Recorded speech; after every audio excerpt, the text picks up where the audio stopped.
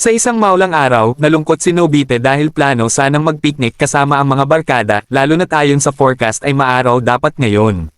Sa gitna ng pagrereklamo, sumulpot ang mama nito at inutusan siyang bumili ng ulam kaya lalo pang nadismaya. Humiling ito na sana ay may paraan para maging masaya sa gitna ng ulan, kaya naglabas si Doraemon ng isang espesyal na gadget ang Amagairo. Kulay berde ito at mukhang masarap na melon soda sa paningin ni Nobita. Ipinaliwanag ni Doraemon na ito ay isang inumin mula sa hinaharap na ginawa para gawing malakas ang sino mang uminom nito kapag naulanan. Inabot ito ni Doraemon at agad naman itong ininom ni Nobita, pero sa unang lagok ay tila walang nagbago sa kanyang katawan. Ganun pa man pagkalabas nila ay bigla siyang lumakas, at ipinaliwanag ni Doraemon na dahil ang ulan ang kanyang nagiging source of energy. Dahil malakas ang buhos ay ganado nagtungo sa tindahan si Nobita, kung saan nakakaya na din itong tumalon ng mataas at tila walang kapaguran. Sa kabila nito, nagulat ang ina niya pagkabalik dahil nagawa nga ang utos pero basa naman ang mga binili. Sa kabilang dako galit na galit si Giant dahil hindi siya makapaglaro, ngunit maya-maya lang ay kasama na nito ang iba at pinapagalitan sa lampang mga galawan.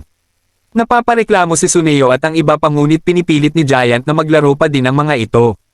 Biglang dumating si Nobita at masayang nagtanong kung anong ginagawa ng mga ito. Nagalak itong sumali sa laro at nagpakitang gilas pa matapos mag-slide at suluhin ang bola para sa isang safe. Nagulat si Suneo at Giant dahil karaniwang lampa ito, ngunit dahil shinare ni Nobita kung saan galing ang lakas ay agad humingi ang mga ito kay Doraemon. Ipinamahagi ito ni Doraemon sa kanila at niyaya na rin si Shizuka para makasama sa paglalaro. Matapos uminom ni na Giant at Suneo, naglabasan ng kanilang gyro expressions at naramdaman ang matinding enerhiya. Noong una ay nag-aalangan si Shizuka dahil mababasa ang kanyang damit, ngunit nang hilahin siya ni Nobita sa ulan, naramdaman niya kung gaano kasaya ito. Sabay-sabay silang sumigaw ng Amagairo at nagpasyang ituloy ang kanilang picnic papuntang Ajisai Park. Masaya silang naglakad-lakad at kumanta, habang feel ang sandali dahil sa umaapaw na energy.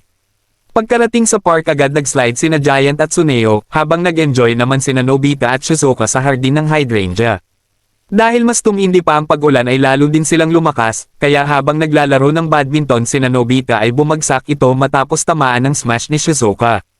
Samantala, nagpaligsahan sina Suneo at Giant sa playuan ng talon, ngunit nandaya si Giant dahil 4 na beses tumalon. Nang magutom ang barkada napatanong ang mga ito kung may pwede kainin, at agad naman nakaisip ng bright idea si Suneo. Maya-maya, inabutan ng mga ito ng 3 at nakita ang umaagos na somen gamit ang gadget ni Doraemon. Masayang-masaya silang kumain ng noodles habang bumubuhos ang ulan, ngunit ang kasiyahan ay biglang natapos nang biglang sumikat ang araw.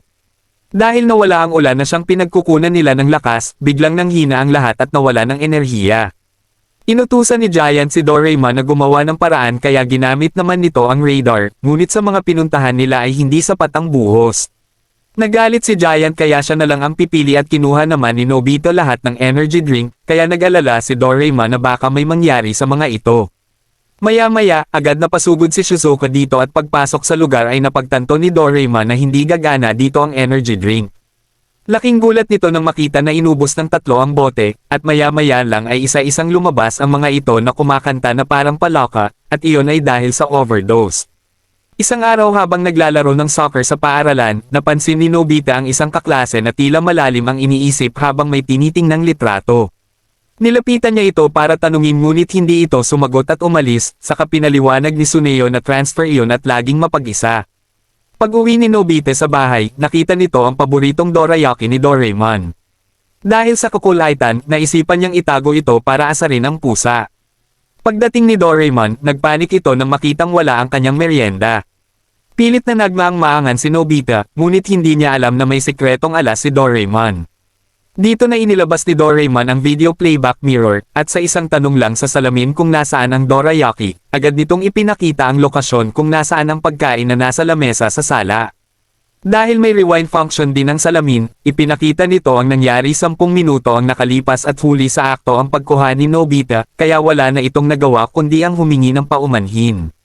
Dahil dito, na-excite si Nobita na alamin ang kakayahan ng gadget at doon naman kinunan ni Doraemon ang kanilang ina. Ipinaliwanag nito na lahat ng makunan ng gadget ay tuloy-tuloy din na magpi-play kahit saan man pumunta ang nakunan. Doon nila nakita na may tinago pala na cookies ang mama, at wala naman itong nagawa matapos humingi ang dalawa. Na-excite si Nobite na hiramin ang gadget na pinayagan naman ni Doraemon, ngunit matapos sabihin ng pasaway na balak mag-spy kay Shizuka ay pinigilan nito. Ipinaliwanag ni Doraemon na ang salamin ay hindi para sa pamboboso, ginagamit ito ng mga zoologist para sa pananaliksik, tulad ng pagsubaybay sa mga ibon, pag-obserba sa bahay ng mga langgam, o ang pag-aaral sa mga lamang dagat. Upang subukan ang kakayahan ng salamin kinunan nila ang isang parang candy, at nang gamitin nila ang rewind ay nakita na hawak iyon ng isang daga kaya natamba sa takot si Doraemon. Habang naglalakad nakita naman nila ang transfer student na parang may hinahanap, ngunit nang tanungin ito ay muli lang tumakbo gaya kanina. Sunod nilang nakita sina Suneo at Giant na hinahabol ang aso kaya kinunan ito, at nakita nila na bigo ang dalawa na makuha ang baseball. Sa pagpapatuloy ay nakita nilang tinago nito sa bakanting lote ang bola, kaya agad nilang dinala doon ang dalawa para maibalik ang ninakaw ng aso. Namangha si Suneo kaya pinaliwanag ni Nobita ang tungkol sa gadget pero nang mag-request si Giant na hanapin ang nawawalang sombrero ay off limits dahil kailangan makunan muna ito. Ganun pa man, nang mag-request si Suneo na hanapin ang chain ng lalagyan ng tubig ay pwede ito, at nang gamitan nila ng rewind ay nakita na kinagat pala ng pusa niya. Agad nilang nahanap ito sa bakuran, pero nang makita ni Giant na nandun din ang sombrero ay batok ang inabot ni Suneo dahil sa makulit na alaga. Sunod nakita ng dalawa si Shizuko na may napulot na litrato, at nang gamitan nila ito ng gadget ay nakitang mula pala sa transfer student, at ito din ang hinahanap nito kanina. Dito na ipinaliwanag ni Shizuko ang malungkot na sitwasyon ng kanilang kaklase, ang tatay nito ay isang ship captain na kasalukuyang nasa gitna ng karagatan sa ibang bansa, habang ang nanay naman nito ay kamakailan lang na ospital. Ibinalik ni Shizuko ang litrato sa kaklase at binigyan ito ng mga salita ng pag-asa, kaya naman napangiti ito sa kagalakan. Mula dito, kinunan ito ni Nobita at saka ginamit ng dalawa ang anywhere door upang puntahan ang cruise ship na pinapatakbo ng ama nito. Namangha ang dalawa sa mga tanawin doon, at sunod nagpunta sa ship captain seat para ibigay ang mirror gadget sa ama ng kaklase. Habang nagugulat ang Ginoo na makita ang anak kinunan ito ni Nobite gamit ang isa pang mirror gadget, kaya nagawa ng mga ito na makonekta ang mag-ama na parang live lang. Ipinagbalita ng Ginoo na maayos lang siya at malapit na din makauwi ang ina nito, habang masayang ibinalita ng anak na hindi na din nalulungkot dahil may mga bago ng kaibigan. Sa katapusan ng kwento confident na makipaglaro si Ari, kaya nakagol ito na parang si Messi the GOAT. Nagsimula ang lahat sa isang pamilyar na eksena sa bakuran, nang bigla na namang inagaw ni Giant ang mga gamit ni Nobita at Suneo. Kahit anong reklamo ng dalawa na hindi pa nila natatapos ang comics at laro, tinuwanan lang sila ni Giant at sinabing siya na ang tatapos para sa kanila bago ito tuluyang umalis. Sa tindi ng galit ni Nobita, napasigaw ito na sana ay mahulog sa impyerno si Giant. Naawa naman si Doraemon kaya naglabas ng isang kakaibang gadget, isang kahon na tinatawag na Jigoku Zoko. Sa isang mabilis na pag-aayos, nabuo ni Doraemon ang gadget na tinawag niyang kahon ng impyerno. Sa labas parang mukha lang itong ordinaryong kahon, pero ayon kay Doraemon ang loob nito ay mismong impyerno na humuhuli sa sinumang nagkasala. Habang nagpapaliwanag si Doraemon, biglang dumating ang mama ni Nobita at hiningi ang resulta ng kanyang test. Dahil sa takot, nagsinungaling si Nobita at sinabing walang binalik na test, at dahil sa kasalanang ito bigla siyang nahulog sa loob ng kahon. Doon ay hinarap niya si Enma Dayo ang hari ng impyerno, na nagparusa sa kanya dahil sa kanyang pagsisinungaling tungkol sa nakatagong 0-point test sa kanyang bag. Takot na humingi ng saklolo si Nobita, at agad naman siyang nailigtas ni Doraemon sa pamamagitan ng paghulog ng tali ng liwanag, nang pindutin nito ang dilaw na switch sa ibaba. Matapos mayahon si Nobita, ipinaliwanag ni Doraemon na napakatindi ng gadget na ito. Hindi lang pagsisinungaling ang pinarurusahan, kundi pati na rin ang pagnanakaw, pagpatay ng insekto, at kahit ano pang kasalanan. Dagdag pa rito, mas mabagal ang takbo ng oras sa loob kaya matagal na magdurusa ang sinumang mahuhulog doon. Sa una ay natakot si Nobita, pero nang maisip na pwede iyong pampuksa kay Giant ay agad kinuha ang gadget. Sunod na buo ang alyansa sa pagitan nito at ni Suneo, ngunit nang sabihin na katapusan na ng Borrelia ay nahulog sila sa impyerno. Dahil nagsalita sila ng masama sa kapwa ay flies ang inabot ng kanilang dila at muntik pa maging sinabawan, buti na lang at mayroong tali ng liwanag. Sa kabila ng matinding drawback kinuha pa din ng dalawa ang gadget, at sunod na kasalubong naman ng mga ito si Shizuka. Habang nag-uusap nakita ni Shizuka ang isang lamok at sinubukan patayin ito, kaya Tarantan nagagawan ang dalawa para sila na lang, ngunit di sadyang tinamaan ang isa't isa kaya nahulog ulit. Dahil sinaktan nila ang isa't isa ay nilagay naman sila sa lugar na puro tinak, kaya napapaisip si Suneo kung aabot pa ba kay Giant o tuluyang makakarne. Kaya, nang makita nila ito ay agad sinundan, ngunit imbes awayin sila ay naawa ito dahil bagbag na sila at nangako pang tutulungan laban sa bully. Nainis ang dalawa dahil ngayon pa ito naging mabait, kaya pinaliko nila ito at sinipa sa puwet. Natutuwa na sana ang dalawa dahil galit na si Giant, ngunit dahil nanakit sila ay pinatayo ni Enma sa mainit na bakal. Pagkalabas ng mga ito, agad nakaisip ng bright idea si Suneo at ibinulong iyon kay Nobita. Sunod hiningi ng mga ito ang anywhere door at pumunta sa bahay para punuin ng bagay ang isang kahon dahil balak nila na akitin si Giant na nakawin ang mga ito. Maya-maya, nakita ni Giant ang kahon sa bakanting lote kaya kinuha ito, dahilan para matuwa ang dalawa at inakusahan itong magnanakaw. Agad napunta si Giant sa impyerno, ngunit laking gulat ng tatlo na maging sila ay mahigop din. Napareklamo si Doraemon ngunit ayon kay Enma na nagpahiram siya ng gadget, kaya naisakatuparan ni Nobita at Suneo ang masamang balak, na akitin si Giant na nakawin ang mga bagay. Tinanggi ito ni Giant at sinabing balak lang naman hiramin, at sa di inaasahan ay nakumbinsi si Enma kaya binigay dito ang tali ng liwanag.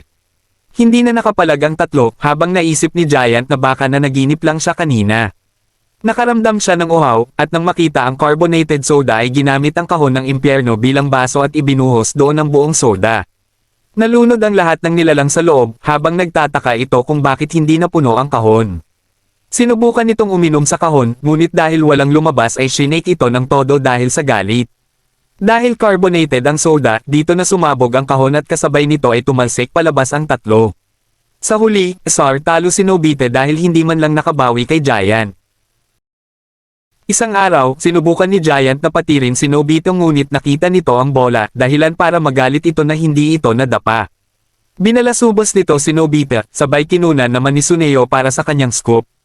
Pag-uwi sa bahay, nadatnan nito si Doraemon na tawang-tawa habang nagbabasa ng isang dyaryo na tinatawag na Suneo Times. Nang tiningnan ito, laking gulat niya na ang laman ng headline ay ang balitang Nobita, na dapa sa ika-1,000 pagkakataon, kasama ang nakakahiya niyang larawan. Napikan siya dahil binaluktot ni Suneo ang totoong nangyari, at doon lang na-realize ni Doraemon na hindi pala makatarungan ang nakasulat doon. Para labanan ang fake news ng Suneo Times, inilabas ni Doraemon ang gadget na newspaper company playset.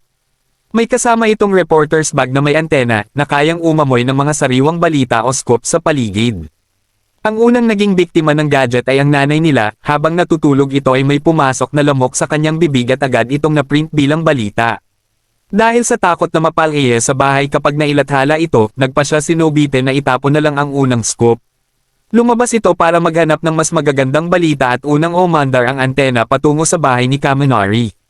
Singbilis ito ng liwanag kung lumipad, at pagkarating sa scene ay agad kinunan ang ilalim ng bahay. Ganun pa man, natuklasan niyang nanganak lang ng 6 na kuting ang pusa nito, isang napaka-boring na balita para sa madla. Sumunod naman ay ang tila malubhang aksidente ng pagbagsak ng isang eroplano, ngunit pagdating doon ay isa lang palang pagbagsak ng isang laruan. Sa sunod na turo ng gadget ay tumakbo siya nga pagkalayo-layo, ngunit pagdating doon ay nakita lang si Suneo na kinukunan ang tinapon na plato ni Giant.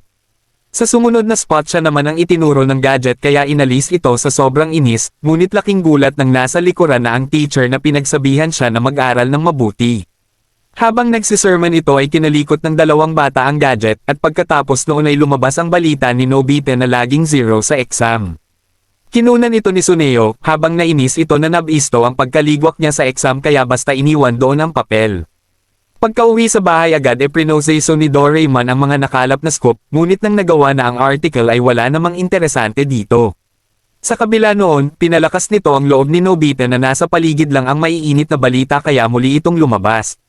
Ngunit, nagulat ito nang pinagtsismisan na siya ng madla lalo pa nang magalit sa kanya si Shizuka sa paggawa ng bagay na iyon.